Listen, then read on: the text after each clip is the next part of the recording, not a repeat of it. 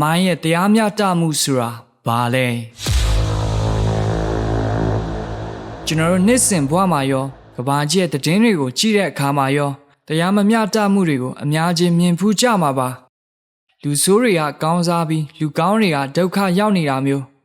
မတရားတဲ့သူတွေကအာဏာရှိပြီးတရားတဲ့သူတွေကနှိပ်စက်ခံရတာမျိုးတွေကိုမြင်ရတဲ့အခါဒီလောကကြီးမှာတရားမျှတမှုဆိုတာတကယ်ပဲရှိရဲ့လားဆိုပြီးစိတ်ပြည့်အားငယ်ဖူးကြလိမ့်မယ်ထင်ပါတယ်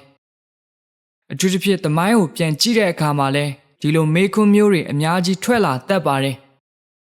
သမိုင်းမှာရက်ဆက်ခဲ့တဲ့အာဏာရှင်တွေလူသက်သမားတွေဟာသူတို့သက်တမ်းတစ်လျှောက်စီးစိမ်ချမ်းသာတွေနဲ့ကောင်းကောင်းမွန်မွန်နေသွားကြရပြီးဒုက္ခသည်တွေကတော့နာကျင်စရာတွေနဲ့ပဲဘဝကိုဆုံးသက်သွားခဲ့ကြတာတွေအများကြီးရှိခဲ့ဖူးပါတယ်ဒါဆိုရင်သမိုင်းရဲ့တရားမျှတမှုဆိုတာတကယ်ပဲရှိလို့လားဒါမှမဟုတ်ဒါလူတွေစိတ်သက်သာရအောင်ပြောနေကြတဲ့စကားလုံးတက်တက်ပဲလားဆိုတာစဉ်းစားစရာဖြစ်လာပါတယ်တကယ်တော့သမိုင်းရဲ့တရားမျှတမှုဆိုတာကိုကျွန်တော်တို့နားလည်ဖို့ဆိုရင်အချိန်ကာလကိုကြကြပြတ်ပြတ်ကြည့်တတ်ဖို့လိုပါတယ်သမိုင်းရဲ့တရားမျှတမှုဟာတရားရုံးကချက်ချင်းချလိုက်တဲ့အမိန့်လိုမျိုးချက်ချင်းလက်ငင်းဖြစ်မလာတတ်ပါဘူးသူကအချိန်ယူပြီးမှတဖြည်းဖြည်းချင်းတက်ရောက်လာတာမျိုးပါလူကြိုက်များတဲ့စကားလုံးတစ်ခုရှိပါတယ်သမိုင်းကိုနိုင်တဲ့သူကပဲရေးတာတဲ့ဟုတ်ပါတယ်အင်အားကြီးတဲ့သူစစ်နိုင်တဲ့သူဒါမှမဟုတ်အာဏာရှိတဲ့သူတွေကသူတို့လှုပ်ခဲ့တဲ့မတရားမှုတွေကိုဖုံးကွယ်ပြီးသူတို့ကိုသူရဲကောင်းတွေလိုသမိုင်းစာအုပ်တွေထဲမှာရေးပစ်လိုက်လို့ရပါတယ်အဲ့ဒီအချိန်တုန်းကလူတွေကလည်းကြောက်လို့ပဲဖြစ်ဖြစ်သတင်းချက်လက်တွေမစုံလင်လို့ပဲဖြစ်ဖြစ်ဒါကိုဟုတ်နိုးနိုးနဲ့ယုံကြည်ခဲ့ကြရတာပေါ့ဒါပေမဲ့အချိန်တွေကုန်လွန်သွားတဲ့အခါအာဏာတွေလက်လွတ်သွားတဲ့အခါသမိုင်းသုတေသနတွေတိုးသက်လာတဲ့အခါမှာတော့အမှန်တရားတဖြည်းဖြည်းနဲ့ပေါ်လာတာပါပဲဖုံးကွယ်ထားတဲ့သမိုင်းမဲဆက်တွေရက်ဆက်မှုတွေဟာနှစ်ပေါင်းများစွာကြာချင်းကြာမယ်ဒါပေမဲ့တနေ့ကျတော့လူတွေရဲ့ရှေ့မှောက်ကိုရောက်လာပြီးအမားနဲ့အမှန်ကိုခွဲခြားမြင်လာကြရတာဖြစ်ပါတယ်ဒီနေရာမှာတချို့ကမေးစရာရှိတာပေါ့အမှန်တရားပေါ်လာတာကောင်းပါတယ်ဒါပေမဲ့အဲ့ဒီမတရားမှုကိုခံခဲ့ရတဲ့သူတွေကတိတ်ဆုံးသွားကြပြီပဲမတရားလုပ်ခဲ့တဲ့သူတွေကလည်းမြေကြီးထဲရောက်သွားကြပြီပဲအဲ့ဒီတော့မှအမှန်တရားသိရတာဘာထူးမှလဲဆိုပြီးမေးစရာရှိပါတယ်ဒါတကယ်ကိုစဉ်းစားစရာကောင်းတဲ့အချက်ပါတကယ်တော့သမိုင်းရဲ့တရားမျှတမှုဆိုတာတည်ဆုံသွားတဲ့သူတွေကိုပြန်ရှင်းအောင်လုပ်ပေးနိုင်တာမဟုတ်သလိုအတိတ်ကနာကျင်မှုတွေကိုလုံးဝပျောက်ပြတ်သွားအောင်မလုပ်နိုင်ပါဘူးဒါပေမဲ့သမိုင်းရဲ့တရားမျှတမှုဟာအနာဂတ်အတွက်ဖြစ်တည်နေတာပါ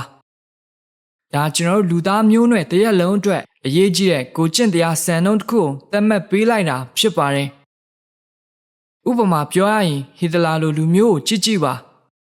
သူကအာဏာရှိဆုံးအချိန်မှာသူလုပ်သမျှအမှန်လို့ထင်ခဲ့ပေမဲ့ဒီနေ့ခေတ်မှာတော့ကမ္ဘာတဝန်းလုံးကသူ့ကိုရက်ဆက်တဲ့လူသက်သမားအာဏာရှင်ဖြစ်ပဲသတ်မှတ်ထားကြပါတယ်သူ့နာမည်ကိုကြားရတဲ့သူတွေကယွန်းရှာကြောက်ရွံ့ကြပါတယ်ဒါသမိုင်းကသူ့ကိုပေးလိုက်တဲ့ဖြစ်ဒဏ်ပါပဲဘလောက်ပဲအာဏာရှိဘလောက်ပဲငွေကြေးချမ်းသာပါစေသမိုင်းရဲ့တရားခွင်မှာတော့ကောင်းကျိုးမပြုတဲ့သူတွေဟာအချိန်တန်ရင်သမိုင်းမိုက်ပုံထဲကိုပဲရောက်သွားကြရတာပါပဲတစ်ဖက်မှာလည်းအတိတ်တုန်းကမတရားနှိပ်စက်ခံခဲ့ရတဲ့သူတွေလူမသိသူမသိနဲ့အမှန်တရားအတွက်အသက်ပေးသွားခဲ့ကြတဲ့သူတွေဟာ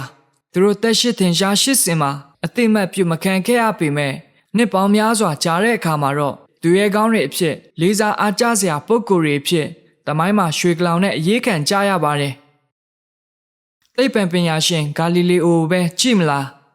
ကမ္ဘာကြီးကနေကိုပက်နေတာပါလို့ပြောခဲ့လို့အဲ့ဒီခေတ်ကဘာသာရေးအယူတီးသူတွေရဲ့ဖန်ဆင်းနှိပ်စက်မှုကိုခံခဲ့ရပြီးအချင်းချခံရင်တည်ဆုံသွားခဲ့ရပါတယ်ဒါပေမဲ့ဒီနေ့ခေတ်ဂါလီလီအိုကျွန်တော်တို့ဘယ်လိုမြင်ကြလဲသူ့ကိုနှိပ်စက်ခဲ့တဲ့အာဏာပိုင်တွေကိုတော့လူတွေကမမှတ်မိကြတော့ပေမဲ့ဂါလီလီအိုတော့သိပ္ပံပညာရှင်ရဲ့ဖခင်ကြီးသူအဖြစ်ကဘာတီတွေလေးစားနေကြမှာဖြစ်ပါတယ်ဒါသမိုင်းကပေးတဲ့တရားမျှတမှုမဟုတ်ရင်ဘာဖြစ်အောင်မလဲ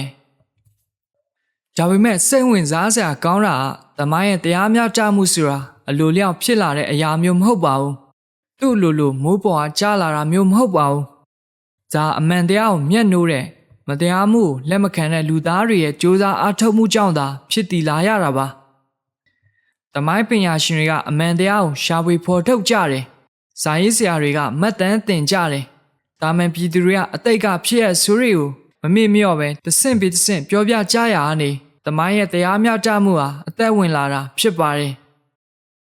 ကျွန်တော်တို့တွေအမှန်တရားကိုမမေ့ဘဲစောင့်ရှောက်နေတွေ့သမိုင်းရဲ့တရားမျှတမှုဟာဆက်ရှိနေအောင်ပါဒါကြောင့်သမိုင်းရဲ့တရားမျှတမှုဆိုတာတကယ်တော့အတိတ်ကလူတွေအတွက်တည်းမဟုတ်ပဲဒီနေ့ခေတ်လူသားတွေဖြစ်တဲ့ကျွန်တော်တို့ရဲ့ကိုကျင့်တရားစံသက်ချက်လည်းဖြစ်ပါတယ်နောက်ဆုံးအနေနဲ့ပြောရရင်သမိုင်းရဲ့တရားမျှတမှုဟာကျွန်တော်တို့ကိုပေးတဲ့အကြီးမားဆုံးသင်ခန်းစာကတော့မျောလင့်ချက်ပါပဲကျွန်တော်တို့အခုလက်ရှိရင်ဆိုင်နေရတဲ့မတရားမှုတွေအခက်ခဲတွေဟာဘလောက်ပဲကြီးမားနေပါစေဒါတွေဟာထာဝရမဟုတ်ဘူးဆိုတာကိုသမိုင်းကသက်သေပြနေပါတယ်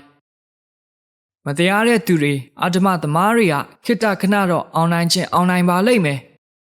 ဒါပေမဲ့သမိုင်းရဲ့စာမျက်နှာရှည်လျားလုံးပါတယ်အချိန်တစ်ခုရောက်လာတဲ့အခါအမားနဲ့အမှန်နေရာတကျဖြစ်သွားစမြဲပါ